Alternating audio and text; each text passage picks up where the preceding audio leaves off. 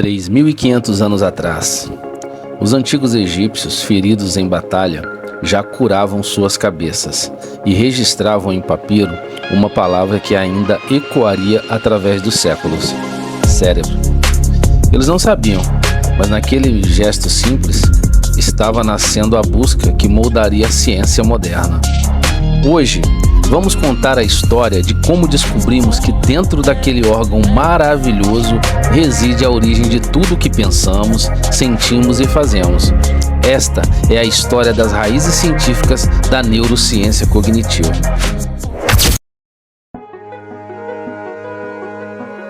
Por mais de 2.000 anos, a humanidade questionou uma questão fundamental: onde reside nossa inteligência? Os gregos antigos, com todo o seu gênio filosófico, cometeram um erro colossal. Aristóteles, aquele que parecia saber tudo, era categórico. A inteligência, as emoções, a própria alma, tudo vinha do coração. O cérebro era apenas um mecanismo de resfriamento, um radiador biológico. Parece absurdo, não é? Mas espere, havia observadores mais atentos.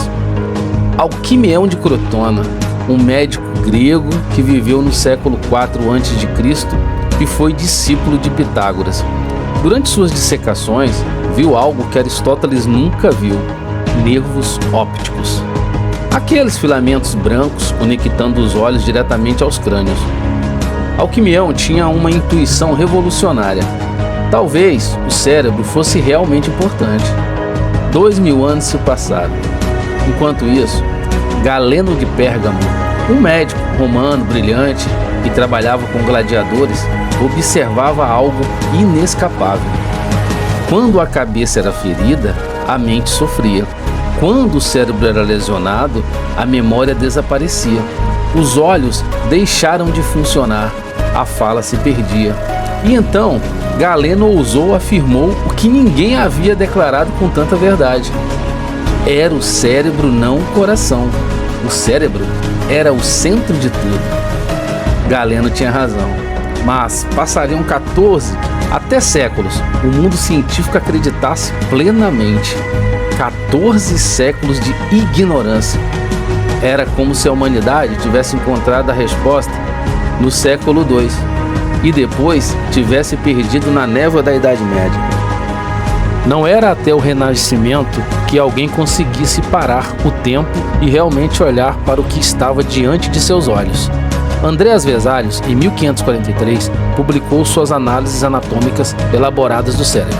Pela primeira vez, havia desenhos precisos, mapeamentos, estruturas nomeadas. Mas foi um filósofo francês, René Descartes, quem realmente mudou o jogo. Descartes era matemático, físico, anatomista. Ele conhecia Vesalius, sabia a descoberta de Harvey sobre a circulação do sangue, entendia as novas leis da física. E então surgiu algo que parecia loucura. A mente e o corpo eram duas coisas diferentes, mas conectadas. Dualismo mente-corpo. O corpo era máquina, a mente era, algo mais etéreo, algo que residia em um pequeno órgão no centro do cérebro chamado de glândula pineal. Descartes estava errado sobre a glândula pineal, mas estava certo sobre algo fundamental: a ideia de que podemos estudar o funcionamento do cérebro usando princípios científicos, que a mente não é mágica, que ela segue leis, padrões, princípios que podem ser descobertos. E essa visão, essa coragem de pensar o impensável, seria a semente de tudo que viria.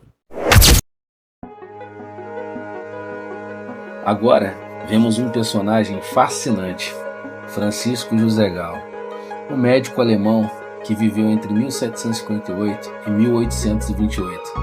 Galo tinha uma ideia de que seria revolucionária, não por ser correta, mas por fazer a pergunta certa. E se diferentes funções mentais estão localizadas em diferentes áreas do cérebro? Era uma ideia genial, mas Galo foi longe demais, muito longe demais.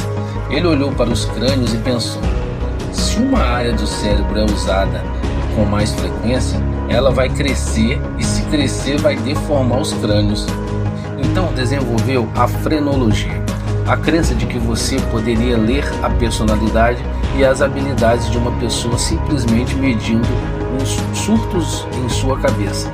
A frenologia era essencialmente astrologia, com crânios, completamente pseudocientífica. Mas aqui está o detalhe fascinante. Gall estava questionando uma coisa certa, mesmo que tivesse chegado à resposta errada. Ele estava dizendo ao mundo científico: o cérebro não é homogêneo, não é uma massa amorfa. Ele tem especialização, tem localização, tem organização. Isso mudou tudo. Se Gall formulou a pergunta, foi Paul Broca quem encontrou a primeira resposta real. Broca era um tradutor francês, um homem metodista, científico. Em 1861, estudou um paciente chamado Tan.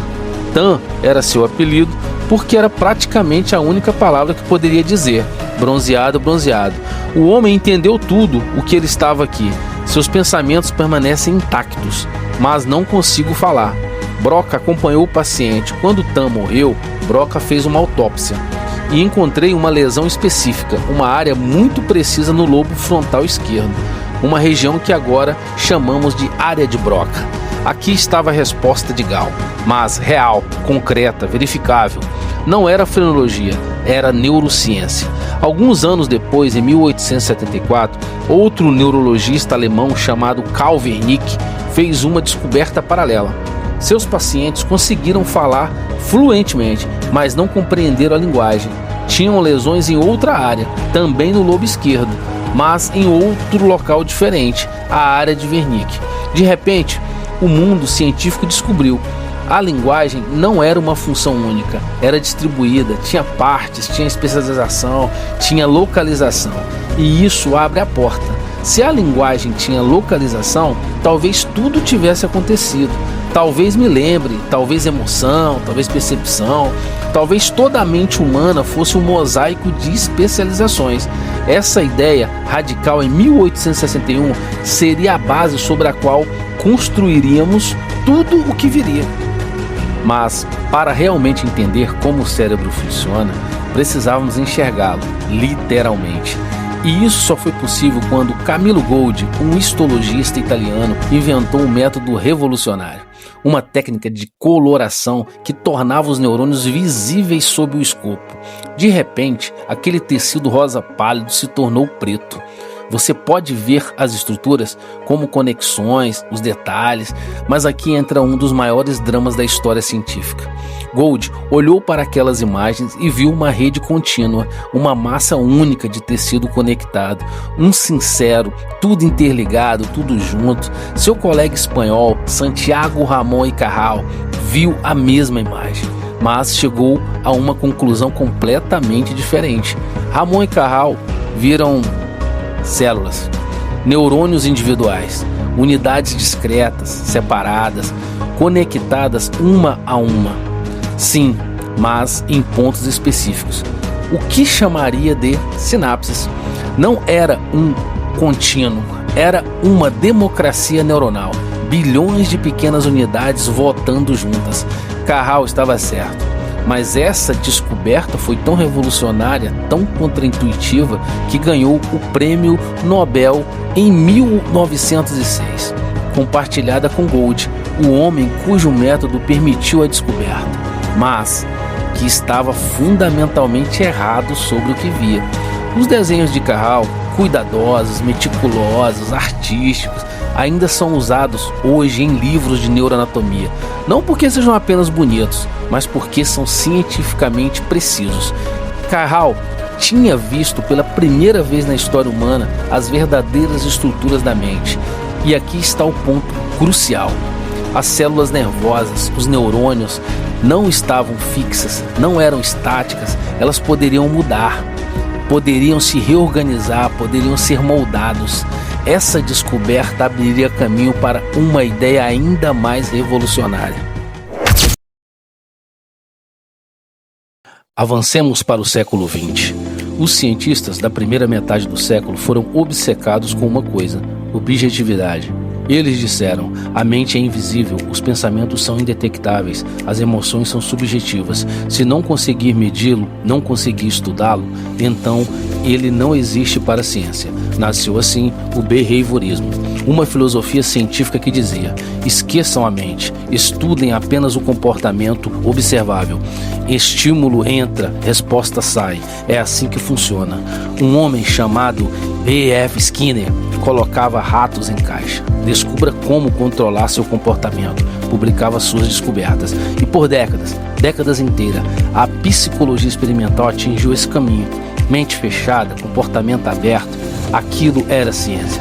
Tudo mas era especulação. Mas havia um problema fundamental. Os seres humanos não são. Nós pensamos, nós imaginamos, nós planejamos. E tudo isso acontece sem comportamento observável. No seu cérebro, agora mesmo, há bilhões de eventos mentais que ninguém mais pode ver. E o behaviorismo não tinha espaço para eles. E então, em setembro de 1956, algo mudou para sempre.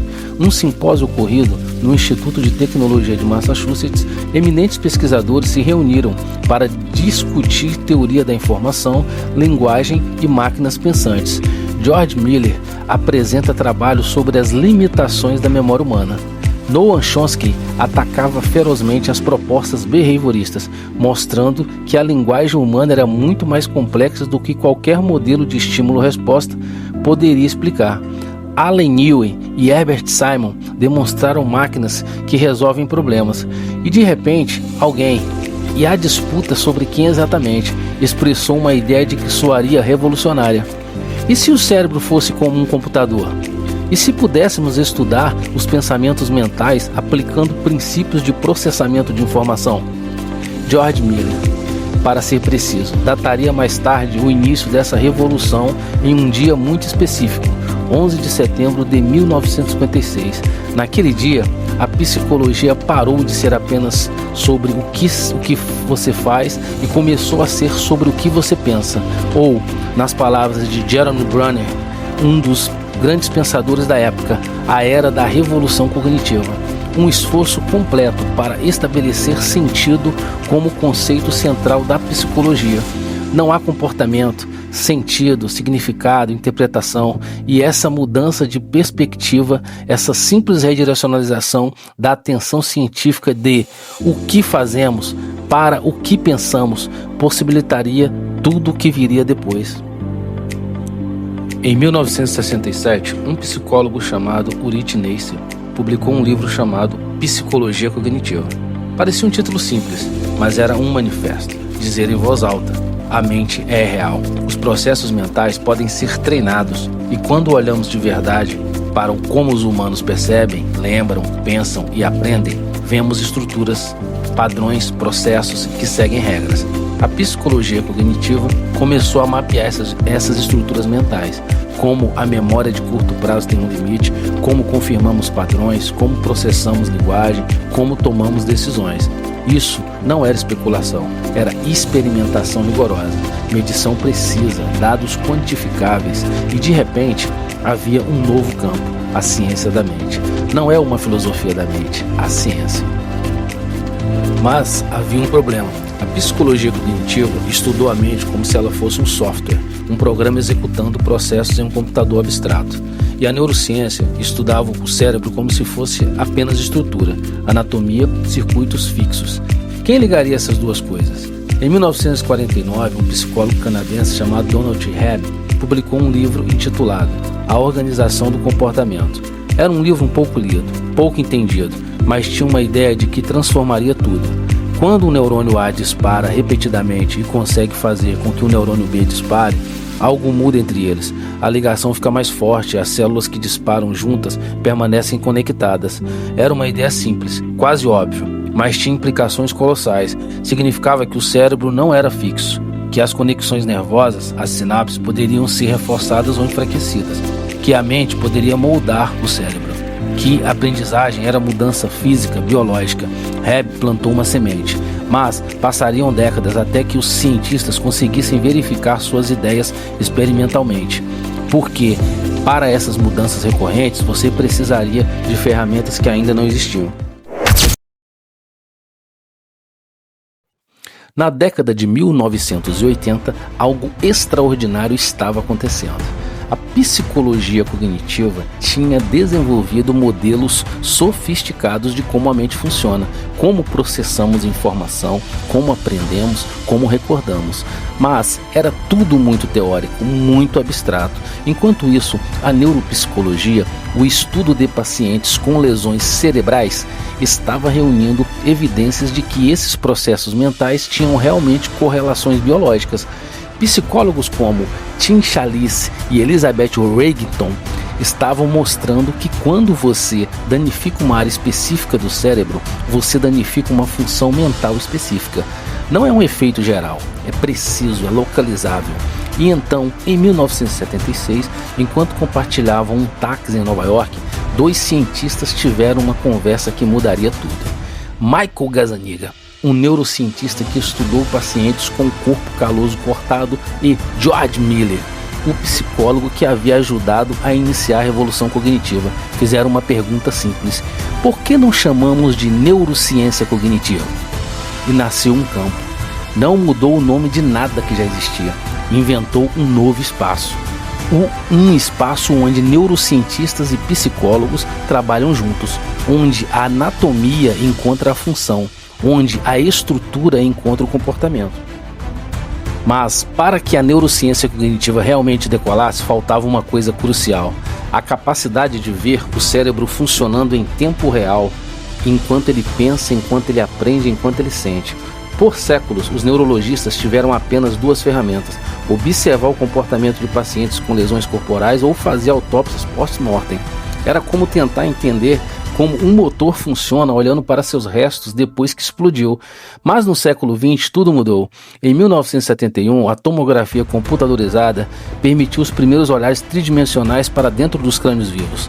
Em 1975, a PET, tomografia por emissão de positrons, permitiu ver o metabolismo cerebral, onde o cérebro estava usando mais glicose, mais energia, estava mais ativo. Em 1977, uma ressonância magnética ofereceu uma imagem ainda mais clara, sem radiação, mas tudo ainda era estático, ou quase. Você conseguiu ver estruturas, você pode ver áreas ativas, mas era como fotografar um concerto. Você via onde os músicos estavam, mas não conseguiu ver a música acontecendo. E então, em 1990, fez uma ressonância magnética funcional, e tudo mudou. A fMRI funciona em um princípio simples, mas poderoso. Quando o neurônio está ativo, ele usa energia, precisa de oxigênio, o sangue flui para lá. E o sangue oxigenado tem propriedades magnéticas diferentes do sangue desoxigenado. Um scanner de ressonância magnética consegue detectar essa diferença, consegue ver em tempo real quais áreas do cérebro ficam acesas enquanto você pensa, sente, imagina ou lembra. De repente, a frase "sei exatamente o que está acontecendo no seu cérebro" deixou de ser poesia e virou realidade, literalmente. Os neurocientistas podem dizer: quando você vê um rosto, essa área aqui se ativa. Quando você ouve música, esse padrão aparece. Quando você toma uma decisão, essa rede se ilumina. Todas aquelas teorias da psicologia cognitiva, os modelos abstratos, puderam agora ser mapeados no cérebro real. Havia uma ponte. A mente tinha um endereço, tinha localização, tinha estrutura. E aqui é onde a história que começou com Gall e sua frenologia pseudocientífica encontra o futuro. Gall estava errado sobre os detalhes, mas tinha razão sobre uma ideia fundamental. Diferentes funções residem em diferentes lugares, mas, ao contrário de Gall, que media surtos no crânio, agora víamos uma atividade elétrica real, em tempo vivo, de milhões de neurônios. Mas a história não parou em 1990, porque enquanto os neurocientistas celebravam a fMRI, outros pesquisadores descobriram algo ainda mais fascinante. Durante décadas, os neurocientistas não focaram no neurônio individual. Um neurônio, suas propriedades, seus potenciais de ação, seus neurotransmissores, era como estudar a orquestra focando em uma única nota de um único instrumento. Um neurocientista brasileiro chamado Miguel Nicoleles começou a fazer algo radicalmente diferente. Implantava não um eletrodo, mas itens, centenas de eletrodos registrando simultaneamente uma atividade de centenas de neurônios diferentes. E ao olhar para aquele padrão coletivo, viu algo que havia estado ali o tempo inteiro, mas ninguém tinha observado. Não era o neurônio individual que importava, era uma rede. Era uma orquestra inteira tocando junto. Dezenas de milhões de neurônios disparando em padrões coordenados. Alguns disparando ao mesmo ritmo, outros em ritmos diferentes, mas complementares, criando uma sinfonia de atividade neural. Isso não invalidava as descobertas anteriores sobre neurônios individuais, mas situava-se num contexto maior. Donald Hebb tinha razão quando falou sobre células que disparavam juntas, mas a verdade era ainda mais rica. Era toda uma população de células que dançava junta, criando padrões emergentes. Padrões que não podiam ser planejados olhando para apenas um neurônio. Era como dizer, sim, entendemos os átomos, mas o que importa realmente é como eles se organizam para criar moléculas, para criar vida. E Nicolelis foi além. Conseguiu criar interfaces cérebro-máquina, traduziu a atividade daquela população neuronal em comandos que as máquinas conseguiram entender. Um animal de laboratório consegue controlar um braço robótico apenas pensando, apenas pelo padrão coletivo de disparos de seus neurônios. A mente se tornava literalmente extensível. Ela não estava limitada ao corpo biológico. Era informação, era padrão.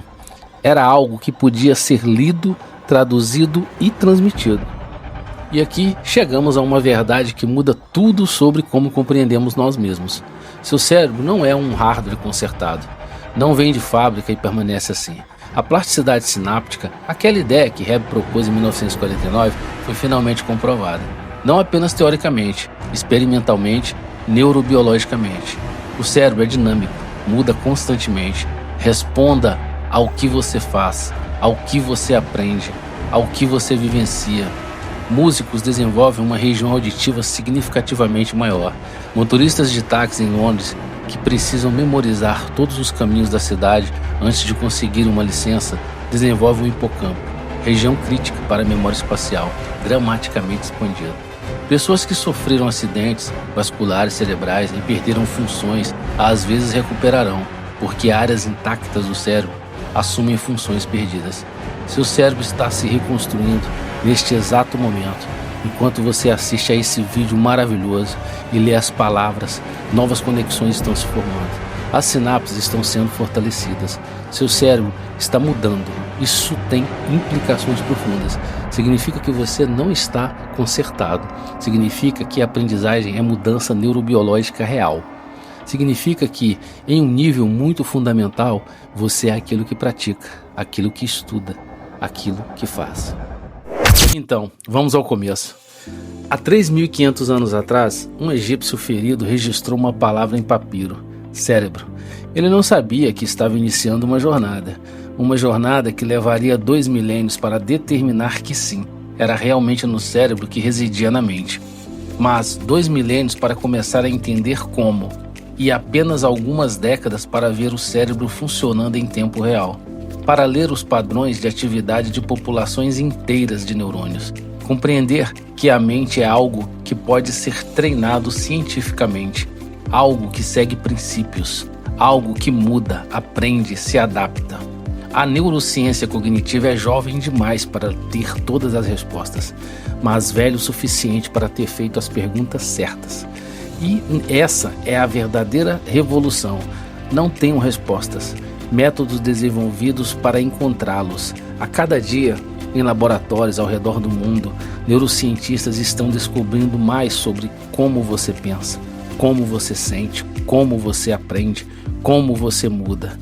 E a mais incrível dessas descobertas, talvez seja o mais simples: você tem o poder de mudar seu próprio cérebro, literalmente, biologicamente, neuronalmente. Tudo o que você faz muda quem você é, em nível celular. Isso é neurociência cognitiva. É a história mais extraordinária sobre o que você jamais poderia pensar.